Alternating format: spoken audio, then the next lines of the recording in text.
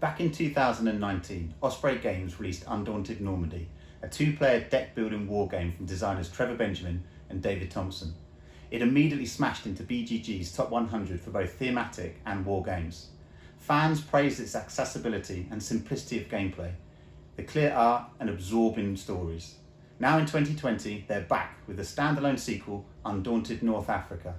A similar style game, but the action has moved to Libya and the fascinating battles between the Italians and the LRDG, the long-range desert group.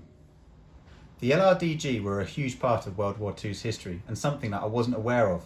I've now read a fair bit about it, and after playing through the 11 scenarios in the box, I feel I've learned something, as well as enjoyed the experience. Normally I find it somewhat awkward to play a war game, especially when it's based on historical events like this. There is a risk with any war game that you could trivialise, mock, avert the historical facts. Undaunted North Africa does neither. It honours the past, the story told is factually accurate, and the focus is on the remarkable feats of strategy that occurred in the battles in Libya between the autumn of 1940 and 1942, and I couldn't recommend this game enough. Let's have a look to see how it plays. The rules and gameplay in both Normandy and North Africa are very similar. This will feel familiar to players of the first game, but it does add a few changes to the rules.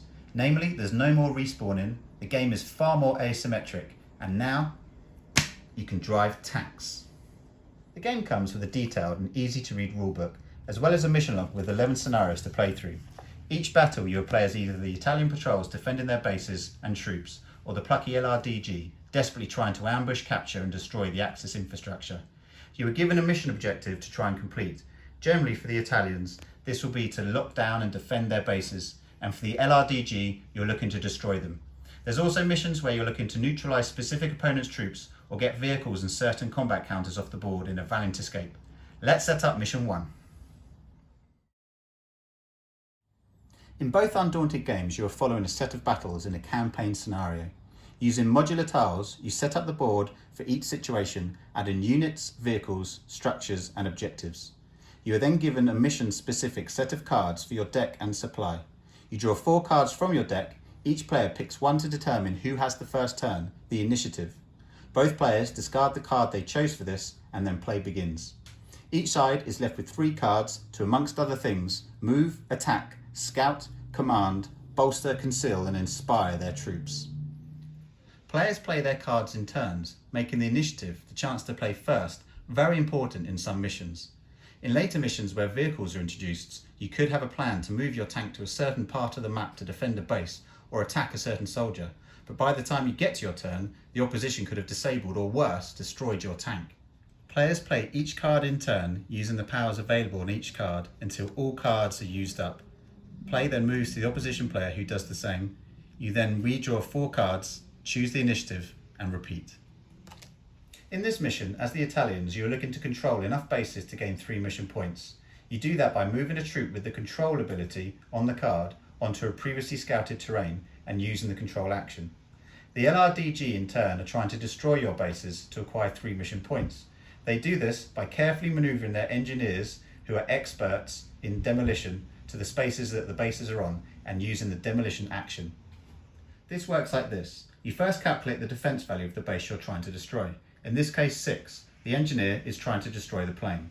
You then add on the tile defence, in this case 0, and then the range, also 0, as the engineer is on the same space as the base they're trying to destroy. This all adds up to 6. You then roll up the number of dice as indicated by the action that you're using on the card, in this case 3, the demolition number. You roll the number of dice to see if you can beat the number, in this case a success. As such, I would then remove this tile from the board and take the allocated number of points towards my mission goal. This is how you attack troops. In this case, the Italians are trying to take out the engineer before they make it to another base. The Italians have access to riflemen in this scenario, who have access to 1 single dice in an attack. They attack in the piece here with a defence value of 5, on a tile with a defence value of 0. They are 1 space away, so in total they need to roll more than a 6.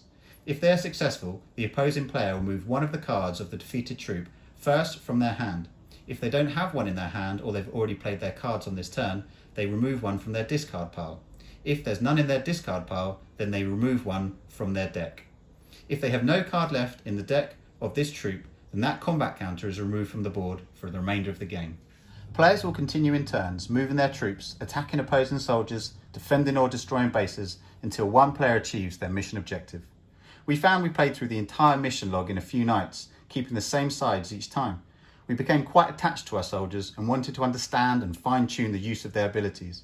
When we finished, we ran through again, keeping the same sides again. Loyalty won over curiosity.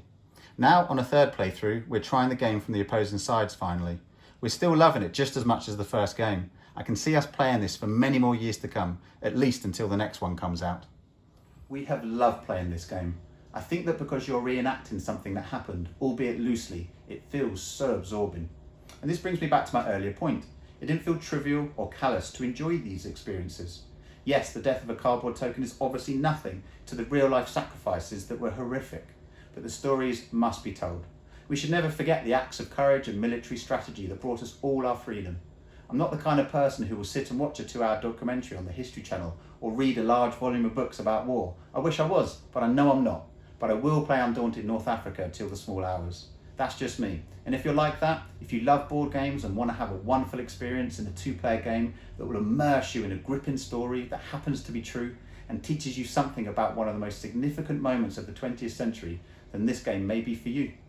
Trevor Benjamin and David Thompson are onto a winner with this series. I can see this running for many more years. There's so many stories to tell, and this mechanic does justice to not only the stories that unfold, but the genre and the industry.